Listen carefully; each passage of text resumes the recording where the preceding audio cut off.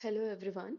सो आज का जो टॉपिक है हमारा वो फैमिली लॉ का एक टॉपिक है that is joint Hindu family. So let's start with this कि जॉइंट हिंदू फैमिली होता क्या है।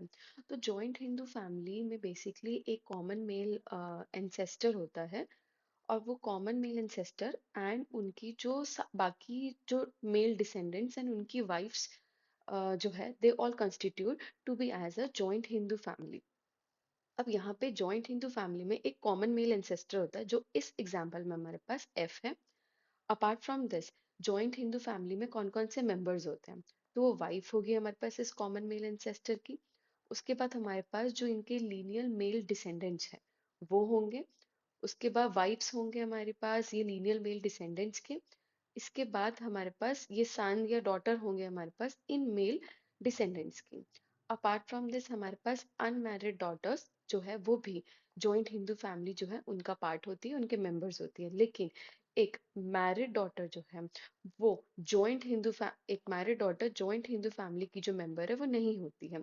लेकिन अब अगर एक मैरिड डॉटर जो है वो अगर विडोड है, मतलब उसके हस्बैंड की डेथ हो गई है या इस हस्बैंड ने अपनी जो वाइफ है उसको डिजर्ट कर दिया है, और ये जो डॉटर है बेसिकली मैरिड डॉटर जो कि या तो विडो होगी या हमारे पास डिजर्टेड होगी, वो वापस से अपने पैटर्नल होम में आ चुकी है। तो उस केस में ये जो डॉटर है वो भी मेंबर होगी हमारे पास जॉइंट हिंदू फैमिली की, इसके जॉइंट हिंदू फैमिली की।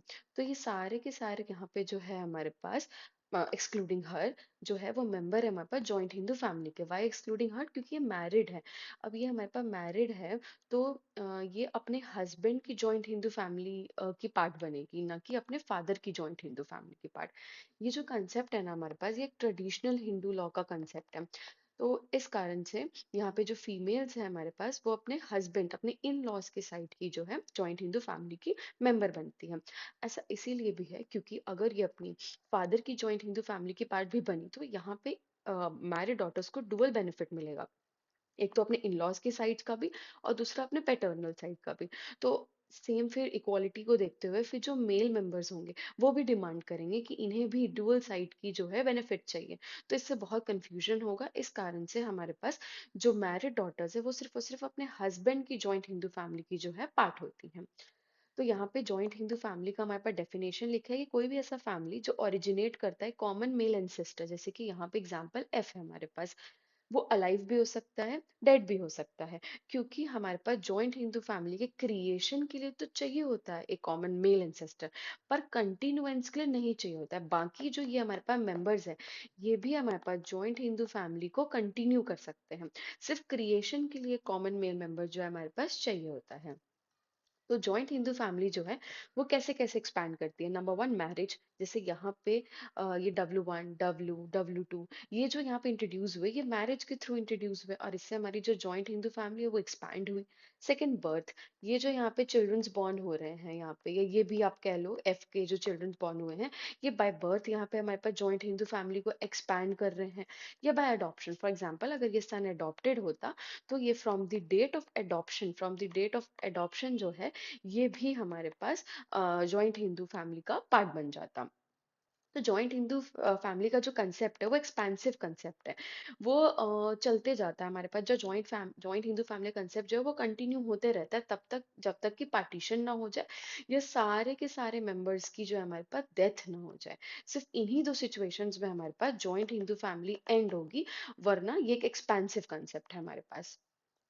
आगे हमारे पास क्या है कि यही जो मैंने आपको ऑलरेडी बताया कि कॉमन मेल एंसेस्टर एसेंशियल है उसकी क्रिएशन के लिए, लेकिन कंटिन्यूएंस के लिए जो है वो उसका अलाइव रहना जरूरी नहीं है।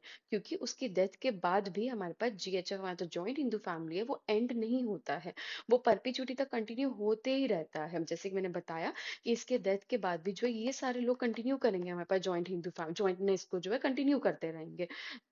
अ, और हमारे पास ये एंड तभी आएगा जब पार्टीशन हो चुका हो या डेथ हो चुका हो हमारे पास सारे मेंबर्स का।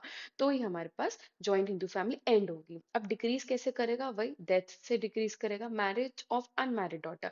अब यहाँ जो ये अनमैरिड डॉटर है इस एग्जाम्पल में ये अभी अपने फादर की जॉइंट हिंदू फैमिली की पार्ट है, लेकिन जब इसकी मैरिज हो जाएगी तो वो अपने फादर की जॉइंट हिंदू फैमिली से निकल के अपने हस्बैंड की जो जॉइंट हिंदू फैमिली है उसकी मेंबर बन जाएगी। तो इसीलिए जब मैरिज होती है अनमैरिड डॉटर की तो हमारे पास जो जॉइंट हिंदू फैमिली होती है वो डिक्रीज होती है। क्यों? क्योंकि इस ये जो एफ है, इसकी अब जो जॉइंट हिंदू फैमिली है वो डिक्रीज हो गई इसके जाने के बाद। नेक्स्ट आता है widows of the male descendant remarry. अब अगर यहाँ पे ये विडो, फॉर एग्जांपल इसकी डेथ हो चुकी होती है और इस विडो ने अगर अब रीमैरी कर लिया होता फॉर एग्जांपल एक अनदर पर्सन से, तो अब ये जो विडो है हमारी वो इसकी जॉइंट हिंदू फैमिली जो है उसकी पार्ट बनती और इनकी जॉइंट हिंदू फैमिली से वो रिमूव हो जाती। तो यहाँ पे भी इनकी जो जॉइंट हिंदू फैमिली है वो क्या हो जाएगी, डिक्रीज हो जाएगी वापस से। नेक्स्ट अब हमारे पास आता है कि जो जॉइंट हिंदू फैमिली है उसके लिए हमारे पास मिनिमम 2 मेंबर्स जो है वो एसेंशियल होते हैं। एक एसेंशियल कैरेक्टरिस्टिक्स है हमारे पास जॉइंट हिंदू फैमिली का।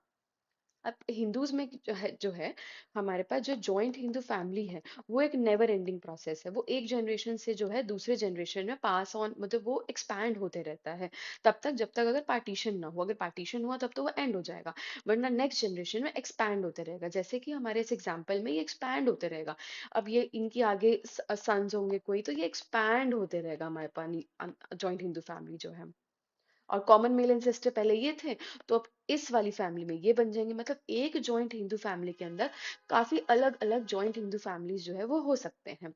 तो अब ये इस जॉइंट हिंदू फैमिली के अंदर ये जो है वो एक जॉइंट हिंदू फैमिली है, उसका मेल एंसेस्टर फिर ये बन जाएगा।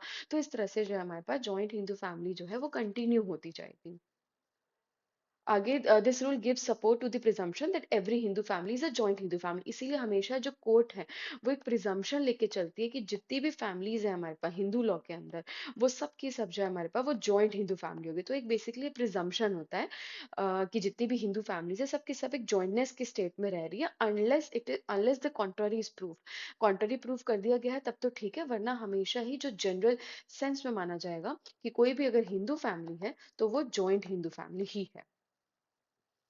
आगे हमारे पास है कि क्या दो फीमेल्स जो है वो कंटिन्यू कर सकती है जॉइंट हिंदू फैमिली को। तो जो दो फीमेल्स है हमारे पास, दो फीमेल्स क्रिएट नहीं कर सकती है पर ये कंटिन्यू जरूर कर सकती है।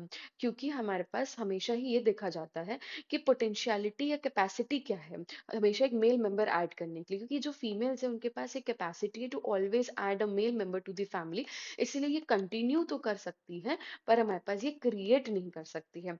तो जैसे कि हमारे पास यहाँ स्लाइड्स में भी लिखा है कि on the death of the last male member of the joint Hindu family the remaining female जो है वो कंटिन्यू करती है as long as there is no partition. The law provides that so long as there is a possibility of adding a male member, जो हमारा joint Hindu family है वो कभी भी एंड नहीं होता है जब तक हमारे पास एक पॉसिबिलिटी होती है ऐड करने की।